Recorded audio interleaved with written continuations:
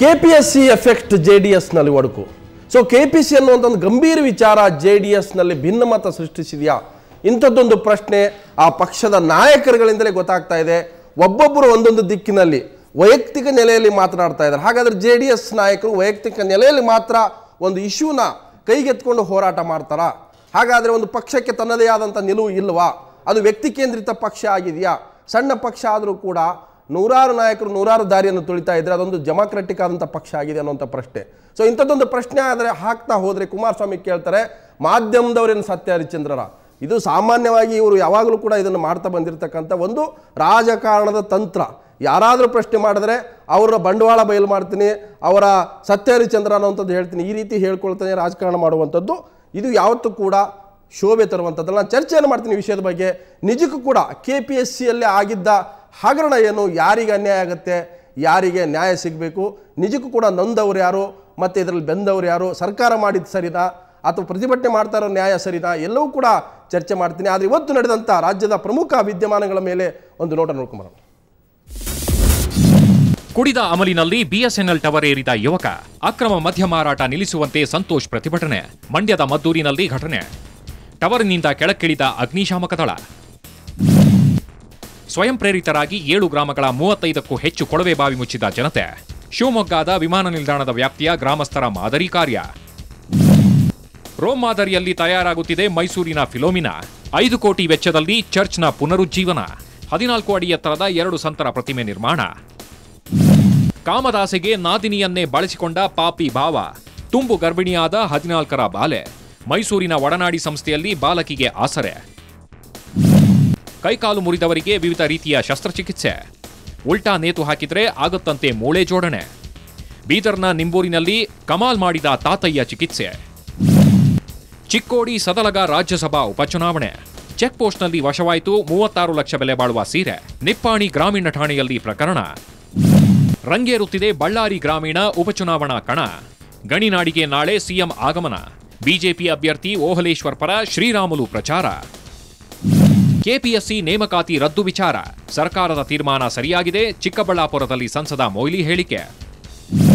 ಚಿತ್ರದುರ್ಗದಲ್ಲಿ ಮಕ್ಕಳ ಮೇಲೆ ಮುಖ್ಯ ಶಿಕ್ಷಕಿ ಪ್ರತಾಪ. 15 ಮಕ್ಕಳಿಗೆ ಬಾಸುಂಡೆ ಬರುವ ರೀತಿ ಥಳಿತ. 5 ಮಕ್ಕಳು ತೀವ್ರ ಅಸ್ವಸ್ಥ. ದಾವಣಗೆರೆ ರಸ್ತೆ ದುರಾವಸ್ಥೆಗೆ ಖಂಡನೆ. ಕರವೇ ಕಾರ್ಯಕರ್ತರಿಂದ ಪ್ರತಿಭಟನೆ. ರಸ್ತೆ ದುರಸ್ತಿಗೆ ಆಗ್ರಹಿಸಿ ಮೆರವಣಿಗೆ. ಬಗೆಹರಿಯದ ಅಡ್ನಾಡಿ ವಿವಾದ. ಗುಲ್ಬರ್ಗಾದಲ್ಲಿ ಮಠಾಧೀಶರಿಂದ ಪ್ರತಿಭಟನೆ. ಫೇಸ್ಬುಕ್ನಲ್ಲಿ ಮೂದಲಿಸಿದ್ದ ಪತ್ರಕರ್ತನ ಬಂಧನಕ್ಕೆ ಆಗ್ರಹ. ರಾಜೀವ್ ಗಾಂಧಿ ಕಂಪ್ಯೂಟರ್ ಟ್ರೈನಿಂಗ್ ಸೆಂಟರ್ನಲ್ಲಿ ಕೆಲಸ ಕೊಡಿಸುವ ಆಸೆ ತೋರಿಸಿದ್ಲು. 50 ಅಭ್ಯರ್ಥಿಗಳಿಂದ ತಲಾ 8,000 ಪಡೆದ್ಲು. ಸಂಬಳವೂ ಕೊಡದೆ ಹಣವೂ ಕೊಡದೆ ಚಿತ್ರದುರ್ಗದಲ್ಲಿ ಮೋಸ ಮಾಡಿದ ಜ್ಯೋತಿ ಬಿರಾದರ್. ಹಾಸನದ PSI ವಿರುದ್ಧ ಮಹಿಳೆಗೆ ದೈಹಿಕ ಹಿಂಸೆ ನೀಡಿದ ಆರೋಪ. ಲಕ್ಷ್ಮಣ್ ಗೌಡ ವಿರುದ್ಧ SPಗೆ ದೂರು. ಯುವತಿ ಕಾಣೆ ಪ್ರಕರಣಕ್ಕೆ ಸಂಬಂಧಿಸಿದಂತೆ ಪವಿತ್ರಾರಿಂದ ಕಿರುಕುಳ ಆರೋಪ. ಗಬ್ಬೆದ್ದಿದೆ ಹುಬ್ಬಳ್ಳಿಯ ರಸ್ತೆಗಳು. ನಿತ್ಯ ನರಕಯಾತನೆ ಅನುಭವಿಸುತ್ತಿದ್ದಾರೆ ನಾಗರಿಕರು. ಬಲಿಗಾಗಿ ಕಾಯುತ್ತಿರುವ ಗುಂಡಿಗಳು. ಕೊಪ್ಪಳದ ಕಾರಟಗಿಯಲ್ಲಿ ಒಂದೇ ವಾರದಲ್ಲಿ 8 ಅಂಗಡಿಯಲ್ಲಿ ಸರಣಿ ಕಳ್ಳತನ. 4 ಅಂಗಡಿಗಳಿಗೆ ಕನ್ನ ಹಾಕಿದ ಕದಿಮರು. 2 ಕಿರಾಣಿ, 1 ಬಂಗಾರದ ಹಾಗೂ 1 ಬುಕ್ ಸ್ಟಾಲ್ನಲ್ಲಿ ಕಳ್ಳತನ. ಭಟ್ಕಳದಲ್ಲಿ ಅಕ್ರಮ ಕೊಲೆ ಆರೋಪಿಗಳ ಬಂಧನ. ಜಿಯಾ ಅಬ್ಬಾಸ್ ಪಠಾನ್ನನ್ನ ಸೆರೆ ಹಿಡಿದ ಭಟ್ಕಳ ಗ್ರಾಮೀಣ ಠಾಣೆಯ ಪೊಲೀಸರು. ಅಪ್ರಾಪ್ತೆ ಮೇಲೆ ಅತ್ಯಾಚಾರ ಮಾಡಿದ ಆರೋಪಿಗಳ ಬಂಧನ. ಬೀದಿಯಲ್ಲಿ ಮೆರವಣಿಗೆ ಮಾಡಿ ನ್ಯಾಯಾಲಯಕ್ಕೆ ಹಾಜರುಪಡಿಸಿದ ಪೊಲೀಸರು. ನಿನ್ನೆ ನಡೆದಿದ್ದ ಅತ್ಯಾಚಾರ ಪ್ರಕರಣ. ಕೊಡಗಿನ ದುಬಾರೆ ಆನೆ ಶಿಬಿರದಲ್ಲಿ ಮುದ್ದಾದ ಮರಿಗಳಿಗೆ ಜನ್ಮ ನೀಡಿದ 2 ಆನೆಗಳು. ಕ್ಯಾಂಪ್ನಲ್ಲಿ ಮನೆ ಮಾಡಿದ ಸಂಭ್ರಮ. ಮೈಸೂರಿನಿಂದ ದರ್ಬಾಂಗ್ಗೆ ಹೊರಟಿದ್ದ ಎಕ್ಸ್ಪ್ರೆಸ್ ರೈಲಿನ 14ನೇ ಬೋಗಿ ಬ್ರೇಕ್ ಜಾಮ್. ಮಂಡ್ಯದ ರೈಲ್ವೆ ನಿಲ್ದಾಣದಲ್ಲಿ ನಿಂತ 9 ಬೋಗಿಗಳು. ಹೆಚ್ಚಿನ ಅನಾಹುತ ತಪ್ಪಿಸಿದ ಸಿಬ್ಬಂದಿ.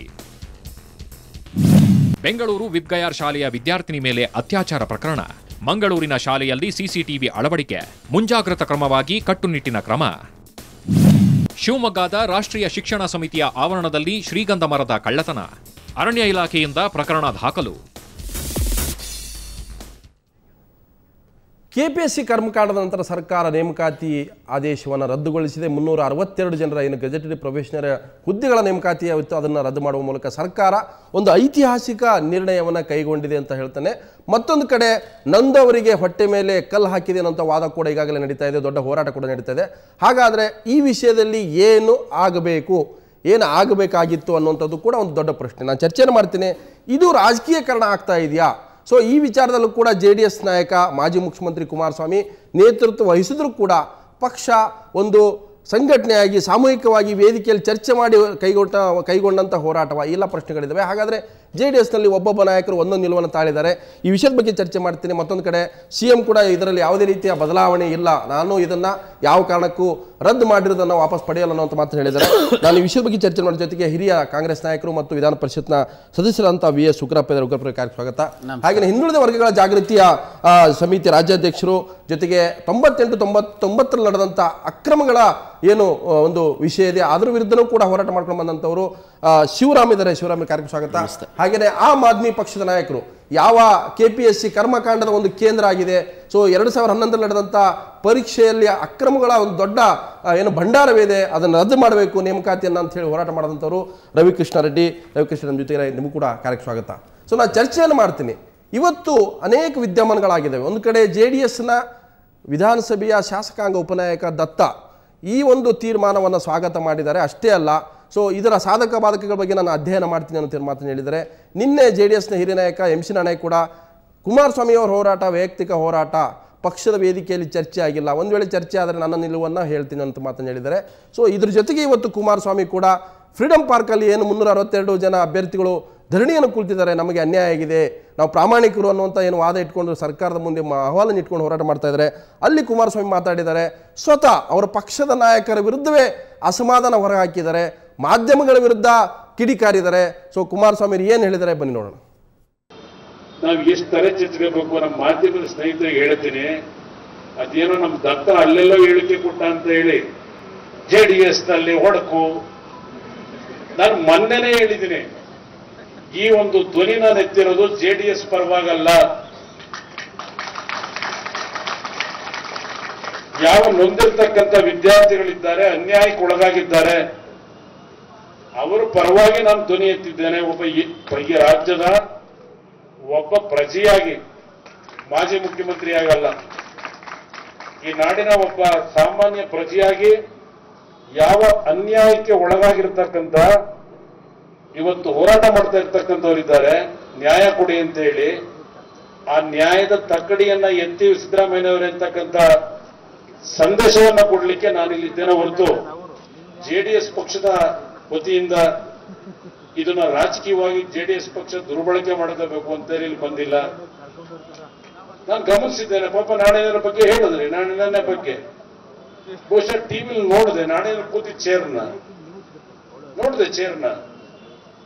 ಜಯಚಂದ್ರ ಅವರು ಒಂದು ಮಾಧ್ಯಮ ಸ್ನೇಹಿತರ ಜೊತೆ ಚರ್ಚೆ ಮಾಡಿ ಆ ಚೇರ್ ಖಾಲಿ ಮಾಡಿದ ಮೇಲೆ ವಿಧಾನಸೌಧದಲ್ಲಿ ಆ ಚೇರ್ನಲ್ಲಿ ಕೂತ್ಕೊಂಡು ನಾಣೇನವರು ಹೇಳಿಕೆ ಕೊಡ್ತಾರಲ್ಲ, ನಾಣೇನವರಂತ ಒಬ್ಬ ಅನುಭವಿ ರಾಜಕಾರಣಿ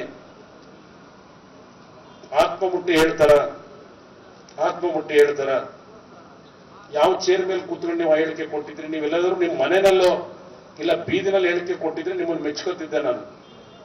ಈಗ ಅದು ಎಂಥದೋ ರೇಪ್ನ ಘಟನೆ ಇದೆಯಲ್ಲ, ಅದನ್ನ ತಡಿಲಿಕ್ಕೋ ಇಲ್ಲ ಕಾನೂನು ರಚನೆ ಮಾಡ್ಲಿಕ್ಕೋ ತಮ್ಮನ್ನ ಒಂದು ಕ್ಯಾಬಿನೆಟ್ ರ್ಯಾಂಕ್ ದರ್ಜೆ ಕೊಟ್ಟು ಸರ್ಕಾರದ ಕೂಟದ ಕಾರ್ ಕೊಟ್ಟು ನಿಮಗೊಂದು ಅಲ್ಲಿ ಸ್ಥಾನ ಕೊಟ್ಟಿದ್ದಾರೆ. ಅದಕ್ಕೆ ಚರ್ಚೆ ಮಾಡ್ತೀರಾ? ಅದಕ್ಕೆ ಮಧ್ಯಾಹ್ನ ಹೇಳಿದ್ ನಾನು, ದತ್ತವ್ರ ಪಾಪ ಮಾಹಿತಿ ಇಲ್ಲದೆ ಇರಬಹುದು, ಹೇಳಿಕೆ ಕೊಟ್ಟಿರಬಹುದು.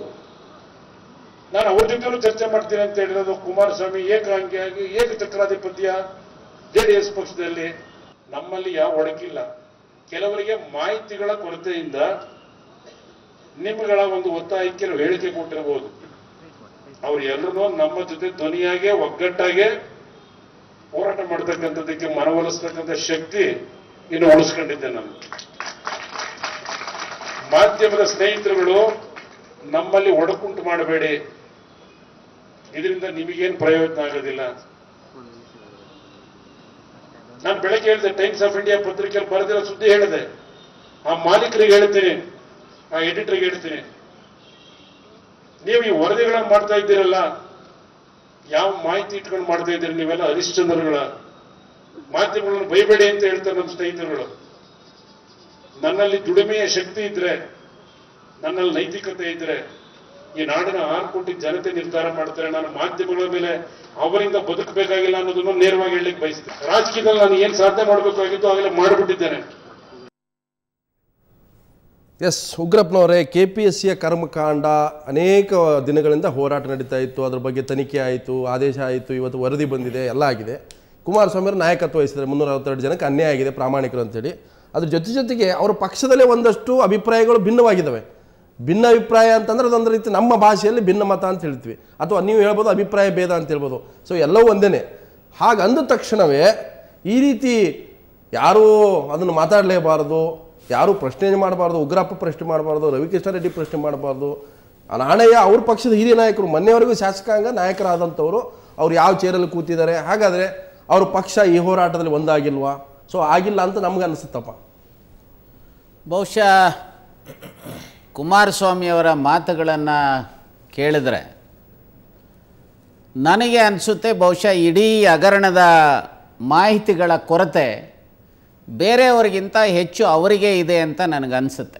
ಮತ್ತು ಮಾಹಿತಿ ಕೊಡೋರಿಲ್ವ ಅವರಿಗೆ?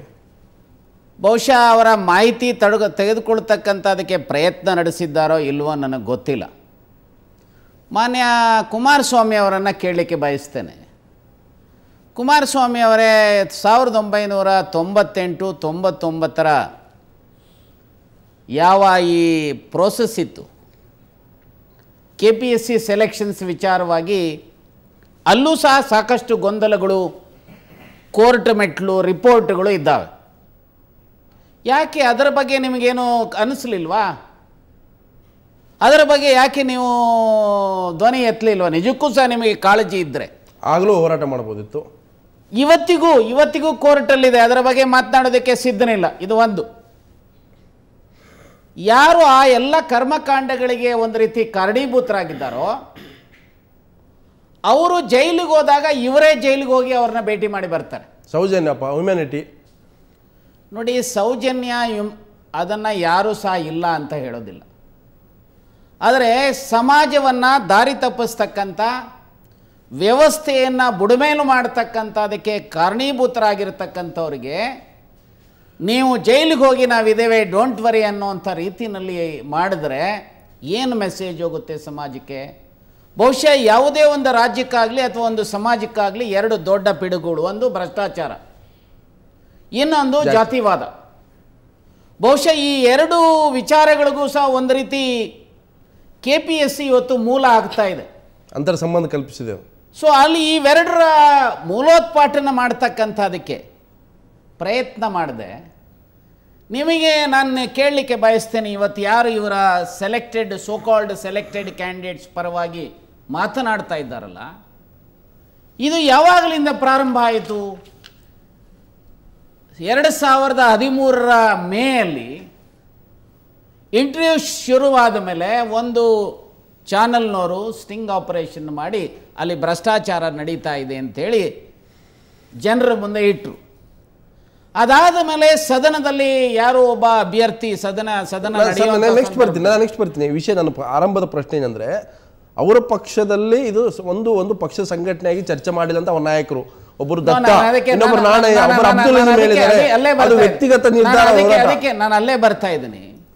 ಯಾವಾಗ ಜೂನ್ನಲ್ಲಿ 2013 ಜೂನ್ನಲ್ಲಿ ವಿಧಾನಮಂಡಲದಲ್ಲಿ ಇದೇ ವಿಚಾರವನ್ನು ಪ್ರಸ್ತಾಪ ಮಾಡಿದಾಗ ಅವರ ಪಕ್ಷದ ಎಲ್ಲ ಮುಖಂಡರುಗಳು ಸಹ, ಬಹುತೇಕ ಮುಖಂಡರುಗಳು ಎಲ್ಲ ಅನ್ನೋದಕ್ಕಿಂತ ಅದರಲ್ಲೂ ವಿಶೇಷವಾಗಿ ಅಸೆಂಬ್ಲಿನಲ್ಲಿ YSV ದತ್ತ ಅವರು, ವಿಧಾನ ಪರಿಷತ್ನಲ್ಲಿ ಅವತ್ತು ಅವರ ಪಕ್ಷದ ನಾಯಕರು, ಫ್ಲೋರ್ ಲೀಡರ್ ಆಗಿದ್ದಂಥ ಸನ್ಮಾನ್ಯ ನಾಣಯ್ಯನವರು ಯಾವ ಹಂತಕ್ಕೆ ಹೋಗಿದ್ರು ಅಂತ ಹೇಳಿದ್ರೆ, KPSC ಅಸ್ತಿತ್ವವನ್ನೇ ಪ್ರಶ್ನೆ ಮಾಡಿ ರದ್ದು ಮಾಡಬೇಕು, ಅಷ್ಟೊಂದು ಭ್ರಷ್ಟಾಚಾರ ಇವತ್ತು ನಡೀತಾ ಇದೆ.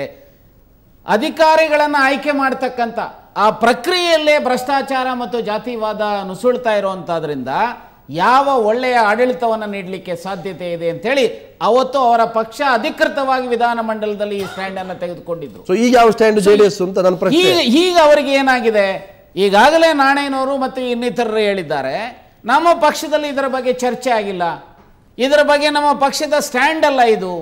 ನನಗೆ ಪಕ್ಷದಲ್ಲಿ ಏನಾದರೂ ಇದರ ಬಗ್ಗೆ ಚರ್ಚೆ ಆದಾಗ ನಿಜವಾದಂಥ ಸ್ಟ್ಯಾಂಡ್ ಏನು ಅಂತೇಳಿ ನಾನು ಹೇಳಲಿಕ್ಕೆ ಬಯಸ್ತೇನೆ ಅನ್ನುವಂಥ ಮಾತನ್ನು ಹೇಳ್ತೇನೆ. ಪ್ರಜಾಪ್ರಭುತ್ವ ವ್ಯವಸ್ಥೆಯಲ್ಲಿ ಯಾವುದೇ ಪಕ್ಷ ಯಾವುದೇ ನಿಲುವನ್ನು ಒಂದು ಇಶ್ಯೂ ಮೇಲೆ ತೆಗೆದುಕೋಬೇಕಾದ್ರೆ ಆಂತರಿಕವಾಗಿ ಚರ್ಚೆ ಮಾಡಿ ಆ ನಿಲುವನ್ನು ತೆಗೆದುಕೊಂಡು ಅದರ ಹಿನ್ನೆಲೆಯಲ್ಲಿ ಹೋರಾಟಗಳನ್ನು ಮಾಡಬೇಕೇ ಹೊರತು ವೈಯಕ್ತಿಕವಾದಂಥ ವಿಚಾರಗಳ ಹಿನ್ನೆಲೆಯಲ್ಲಿ, ತೀರ್ಮಾನಗಳ ಹಿನ್ನೆಲೆಯಲ್ಲಿ ಬಹುಶಃ ಈ ರೀತಿಯ ಹೋರಾಟಗಳಿಗೆ ಇಳಿದ್ರೆ ಪಕ್ಷಗಳು ಒಂದು ರೀತಿ ಇಕ್ಕಟ್ಟಿಗೆ ಸಿಗ್ತಕ್ಕಂಥ ಪ್ರಯತ್ನಗಳು ಅಥವಾ ಇಕ್ಕಟ್ಟಿಗೆ ಸಿಗ್ತಕ್ಕಂಥ ಸಂದರ್ಭಗಳು ಬರ್ತವೆ. ಅಂತಹ ಸ್ಥಿತಿಯಲ್ಲಿ ತಾವೇ ತೋಡಿಕೊಂಡಂತ ಗುಂಡಿಗೆ ಬೀಳ್ತಕ್ಕಂಥ ಪ್ರಯತ್ನದಲ್ಲಿ ಇವತ್ತು ಮಾನ್ಯ ಕುಮಾರಸ್ವಾಮಿ ರವಿಕೃಷ್ಣ ರೆಡ್ಡಿ ಮತ್ತು ಶಿವರಾಮ್ ಜೊತೆ ಮಾತಾಡ್ತೀನಿ. ಒಂದೇನಂದ್ರೆ ಯಾವುದೋ ಒಂದು ಭಾಗಕ್ಕೆ ಕಾಯಿಲೆ ಆಗಿದೆ ಅಥವಾ ಹುಣ್ಣಾಗಿದೆ ಅಂದ ತಕ್ಷಣ ಇಡೀ ಬಾಡಿನೇ ಕತ್ತರಿಸಬೇಕಾ, ನೆಗಡಿ ಬಂದಿದೆ ಅಂತ ಹೇಳಿ ಮೂಗು ಕತ್ತರಿಸಬೇಕಾ ಅನ್ನೋ ಪ್ರಶ್ನೆ ಇದೆ. ನಾನು ರವಿಕೃಷ್ಣ ರೆಡ್ಡಿ ಪ್ರಶ್ನೆ ಮಾಡ್ತೀನಿ, ಅದಕ್ಕಿಂತ ಮೊದಲು ಒಂದು ಬ್ರೇಕ್.